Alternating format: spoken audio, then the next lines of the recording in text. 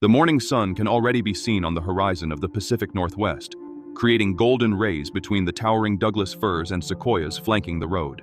Dr. Elena Harrison prepares for her field research in Olympic National Forest. She equips her car with everything she will need for 4 days. She checks the map to determine where she will conduct her research, then hits the road. Driving along the winding Highway 101 that cuts through the heart of Olympic National Forest, Elena moves forward confidently. The AM radio plays a local station. Elena turns it off when she spots a green sign from the Forest Service.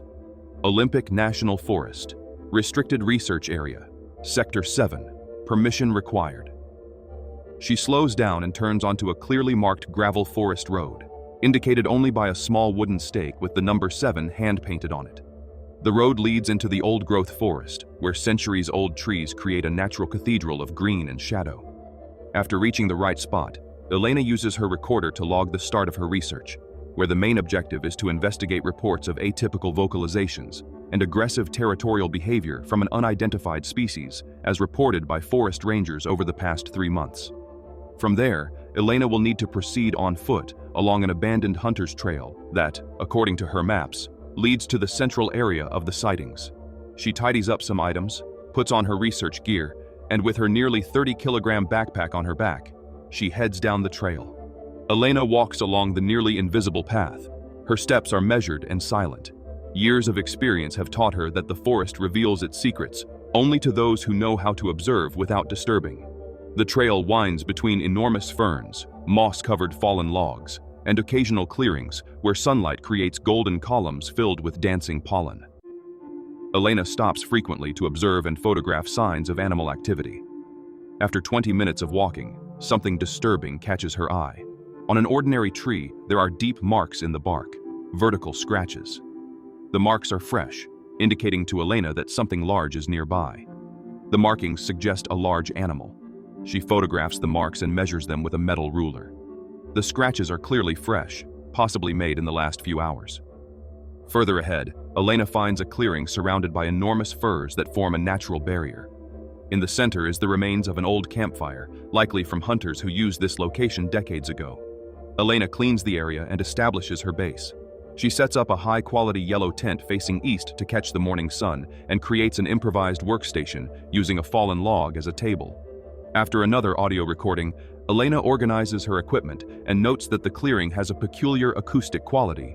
Sounds seem amplified, and echoes last longer than usual. She tests it by clapping her hands and observes that the echo returns after nearly 3 seconds, reverberating off the surrounding trees in a nearly musical manner. Elena follows a well-defined deer trail that leads to a crystal-clear stream. She installs the first of 4 cameras on a fir tree 3 meters high, carefully camouflaged with moss and branches. The equipment has infrared night vision and ultra-sensitive motion sensors. Elena logs in her recorder that camera alpha has been installed. The area around the stream shows intense animal activity, paw prints in the mud. But Elena notes something strange. There are tracks that she cannot identify. They are large, vaguely humanoid-shaped, but with distinct claw marks. However, as the tracks lead into the stream, she proceeds to install the remaining cameras. To install the second camera, Elena uses climbing ropes to reach the optimal position. During the installation, she feels a strange sensation of being watched.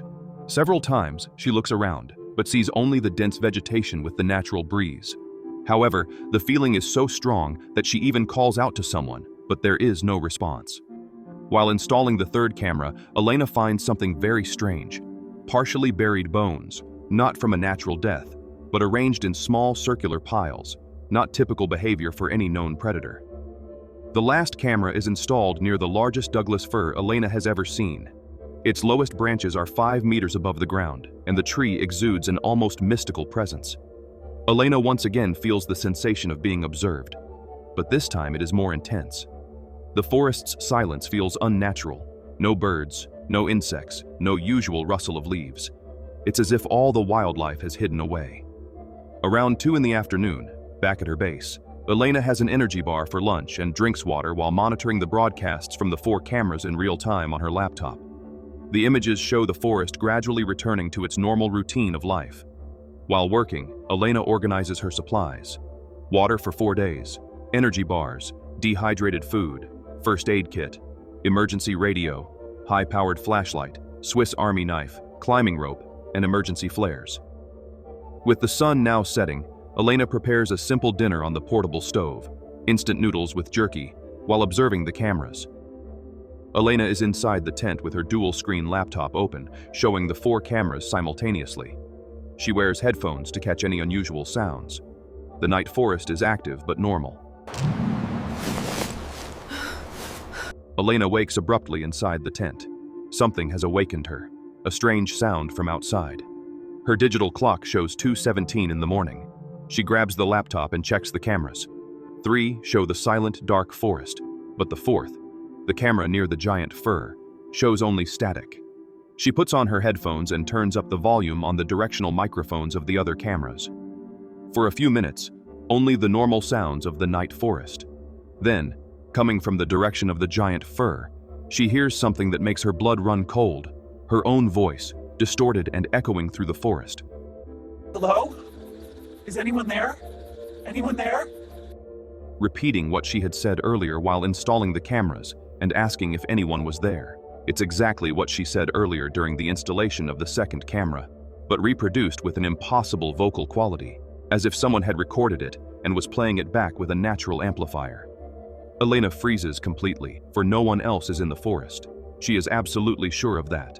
To make matters worse, the sound repeats, but this time closer, and now speaking another phrase, which Elena does not remember having said at any point.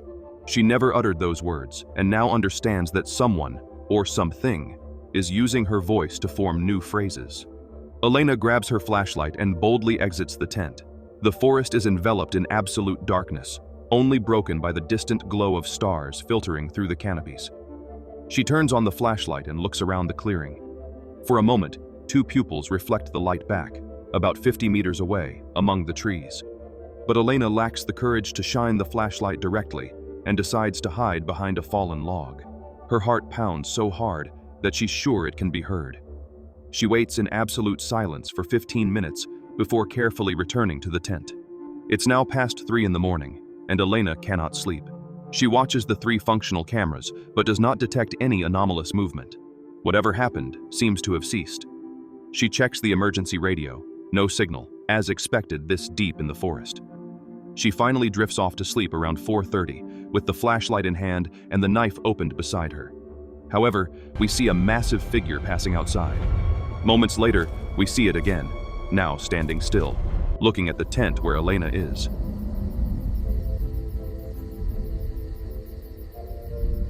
Elena awakens with the first rays of sunlight filtering through the tent fabric. She steps outside and surveys the clearing in daylight. Everything appears normal, but upon examining the ground around her tent, she discovers something disturbing. There are tracks circling her tent, large, vaguely humanoid in shape, but with clear claw marks. The footprints form a circle around the tent as if something had spent the entire night surrounding her. Elena decides to personally check why the 4th camera stopped working. She cautiously walks to the giant fir, carrying replacement equipment and her camera.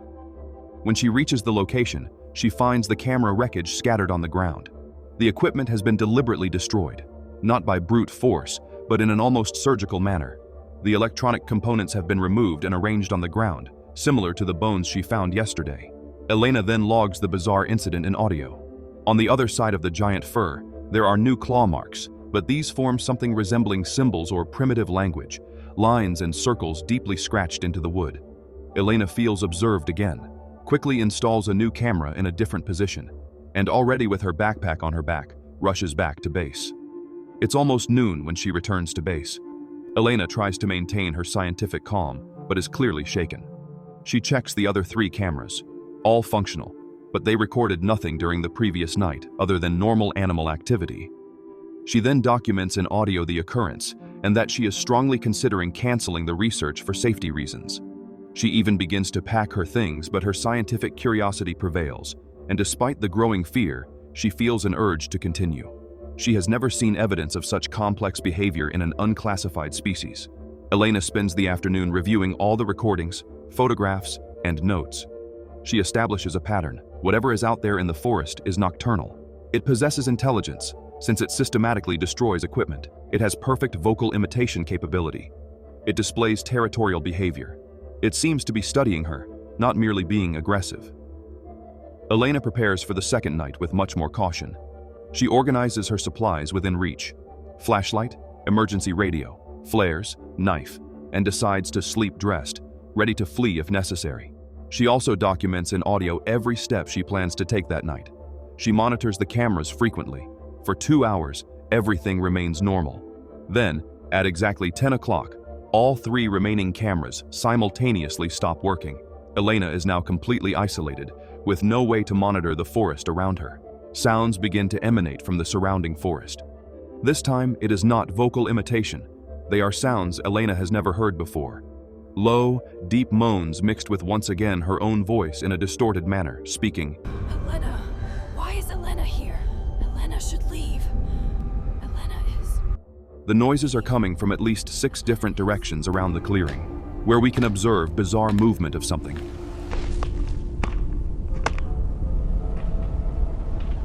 Elena remains inside the tent, flashlight off, hardly daring to breathe. The sounds then abruptly stop at 1 a.m. The ensuing silence is even more terrifying than the noises. Elena waits until 3 before daring to turn on a small light and check her supplies. Elena then whispers into her recorder to log the events, stating that she will evacuate the area at dawn. Elena exits the tent at sunrise to find a scene that sends her into total panic. Her things have been disturbed during the night. The backpack with extra supplies has been opened, and the contents carefully scattered around the clearing. But nothing has been taken, only reorganized. More terrifying, there are fresh tracks all over the clearing, including around the tent, less than half a meter from where she slept, and she records everything. However, it is evident that whatever did this seems to be watching her at that very moment. Elena makes the decision to evacuate immediately. She begins to pack only the essentials: water, food, radio, flashlight, and flares. The rest can stay. But when she goes to look for her car keys, they are not where she left them. She frantically searches the entire base, but the keys have simply disappeared. Elena realizes that she is being deliberately kept in the forest. The creature, whatever it is, not only wants to study her, it wants to keep her there. Elena decides to try to reach her car and break the ignition if necessary to hotwire it. She starts walking along the trail that brought her to this location, carrying only a backpack with essential supplies. After 20 minutes of walking, she encounters something impossible. The trail ends in a dense, impenetrable wall of vegetation. The path she used before simply no longer exists. Elena tries other directions, but each path leads to dead ends or loops that bring her back to the clearing. It's as if the forest itself is conspiring to keep her trapped. Elena returns to base, exhausted and in panic. She realizes that her only options are to try to cross the forest without a trail, almost suicide, to stay at base and wait for rescue, but no one knows where she is, or to find a defensible position and wait. Option 3 seems the only viable one. Elena remembers the giant fir. The lowest branches are 5 meters off the ground. If she can climb up, she may be able to stay out of reach of the creature. She renews her determination and records what she will do. She will climb the giant fir and set up an improvised base up there to try to escape the thing tormenting her at night. By 2 p.m, Elena returns to the colossal fir carrying climbing rope, remaining supplies, and survival gear. The tree is even more intimidating up close. The trunk rises like a column of Gothic cathedral, towering high. She ties the rope to the trunk and, using climbing techniques, manages to reach a good part to grip better. From there, she can climb using the natural branches up to about 12 meters above the ground, where she finds an ideal fork with sturdy branches. Elena sets up her new aerial camp. She uses ropes to tie herself to the branches, organizes her limited supplies, and creates a rudimentary shelter with waterproof tarp 12 meters above the ground. From her position, she has a panoramic view of the surrounding forest. Elena still records everything in audio, not losing her scientific approach even amid such high tension. When the sun sets, Elena sees her first clear view of the creature. It emerges from the forest vegetation like a giant shadow, bipedal, covered in dark fur, about 3 meters tall. Its arms are disproportionately long, ending in hands that are almost human, but with 15-centimeter claws. The creature walks to the base of the tree and looks directly at Elena, as if to say that since she will not sleep in the tent anymore, it's time to reveal itself. Its eyes are red and display a disturbing intelligence. This is not a wild animal. It is something thinking. The creature then begins to pronounce words in Elena's voice in a distorted and terrifying tone. Elena! Why did Elena climb up? Elena should come down! The creature tells Elena to come down because she must be hungry and thirsty. The creature is right. Elena is beginning to feel hunger and thirst. Her supplies are critically low. It is now 8 o'clock in the evening, and the creature remains at the base of the tree, always keeping an eye on Elena. She tries to climb a few times, but its claws cannot penetrate the smooth bark of the giant trunk. Elena now whispers in her recorder, stating that the creature is unable to climb and that her defensible position is secured. However, her supplies are critically low. At 2 in the morning, Elena wakes up with extreme thirst. Her water bottle is nearly empty. Below, the creature remains, now sitting like a human, just watching. By 7 in the morning, Elena is cold and thirsty, which leaves her very shaken. Her water bottle is empty, and she ate her last energy bar overnight in a moment of weakness. Below, the creature remains on its vigil. However, during the night, it seems to have brought some things. The wreckage of the trail cameras is organized in small piles around the base of the tree, like a macabre offering or demonstration of power. Elena records her critical situation, stating that this is now the 3rd day in the tree. No water, no food, low body temperature, initial signs of hypothermia, and that the creature knows she is dying of thirst. As if responding to her thoughts, the creature rises and walks to a small stream that Elena can hear but not see. It returns carrying water in a gourd and carefully places it at the base of the tree in a cluster of large leaves, looking at Elena with its intelligent red eyes. The creature begins to speak again in a deeper voice, saying that Elena is thirsty, that she should come down and drink. It is an obvious trap, but Elena knows she will have no choice in a few hours. Dehydration will kill her before hunger. The sun is high, but the forest cover keeps Elena in the shade. Her lips are cracked, her mouth completely dry. The creature keeps telling Elena to come down, that she needs to drink. She considers going down to drink water several times, but knows she could be killed by the creature's claws. Night begins to fall, and Elena is at her limit. 3 days without adequate water, 2 days without food, exposed to the chill of the forest. Her fingers are numb. Her vision is starting to darken at the edges. The creature below seems to sense that the end is near. It begins making different sounds. By dawn, Elena, overcome with exhaustion, falls asleep and almost falls from the tree. Her motor coordination is severely compromised. Below, the creature continues its vigil, but now it has brought something new. Small red fruits carefully arranged on large leaves. Elena recognizes them. They are wild blueberries, edible and nutritious. The creature, now with a different voice, insists that Elena come down, eat and live.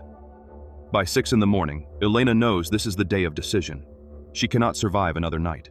Her body's reserves are depleted, dehydration is affecting her vital organs, and she is starting to have slight convulsions from hypoglycemia. The creature has set up a veritable feast at the base of the tree. Fresh water, wild fruits, even what looks like jerky. Elena records what she thinks will be her last message. She states that it is the 6th day in the forest and the 4th in the tree, and that her physical condition is critical.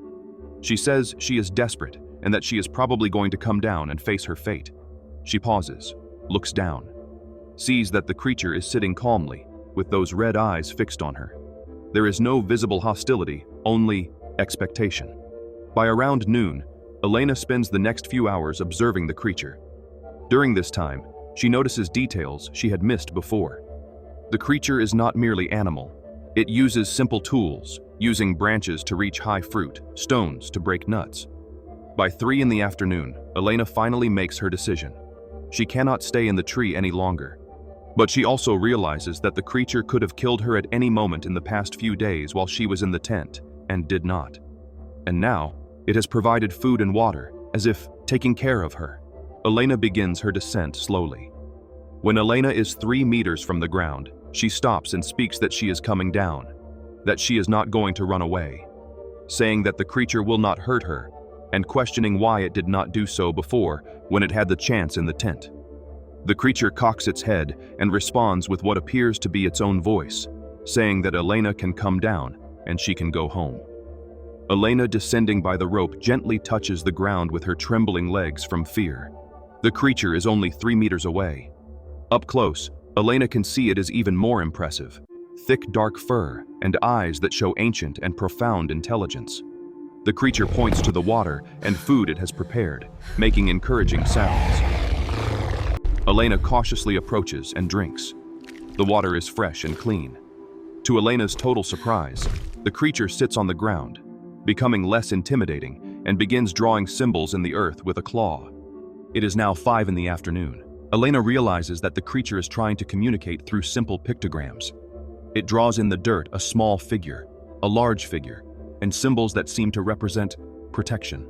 The creature then points toward the dense forest and makes alarm sounds. It then draws more symbols, multiple small skeletal figures. Elena understands with growing horror. There is another type of creature in the forest, and they are in danger. The creature was not hunting her. It was trying to keep her safe in a territory it knows to be dangerous.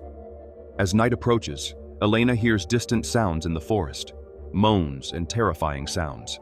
The protective creature visibly grows agitated, making warning sounds for Elena to remain silent. Elena realizes that what the forest rangers reported were not mere animal attacks, but something much more dangerous. The strange sounds intensify, now coming from multiple directions. Elena sees the terror in the creature's red eyes. This powerful being she feared is genuinely terrified by what is approaching. Suddenly, a skeletal figure emerges from the shadows 50 meters away. A Windigo. 3 meters tall, pure skin stretched over prominent bones, eyes black as holes in a skull, enormous claws. The protective creature growls fiercely, positioning itself between Elena and the Windigo, and rushes to attack the forest being. The confrontation is brutal and swift. Elena runs to avoid being caught and torn apart by the brute force of the struggle. Other Windigos emerge from the shadows, surrounding the protective creature.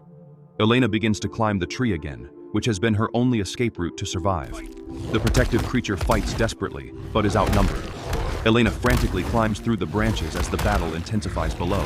Claws tear at flesh, roars echo through the forest, and the metallic smell of blood rises to her.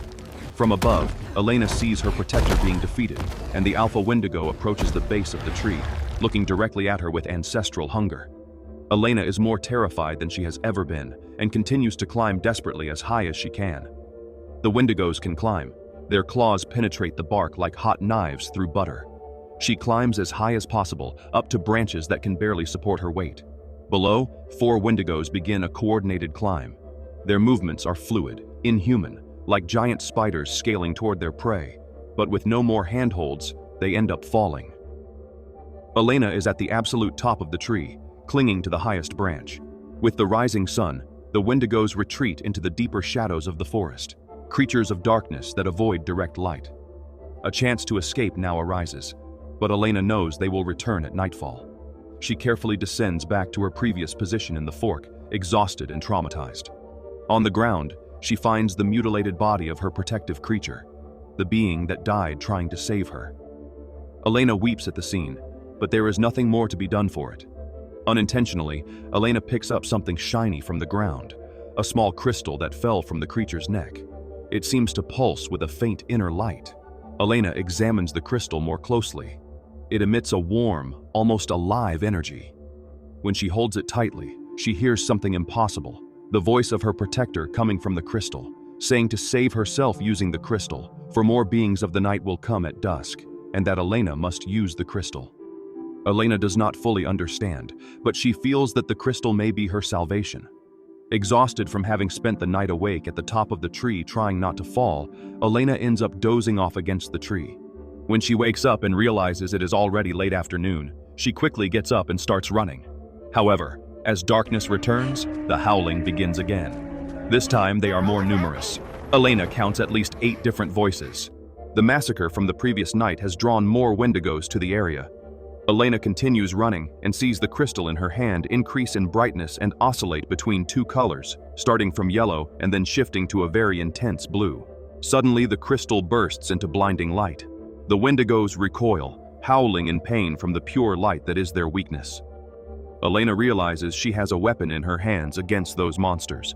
Elena runs through the forest guided by the crystal's light, with the Windigos in furious pursuit, yet staying at the edges of the circle of light, waiting for her to stumble or for the crystal to lose power.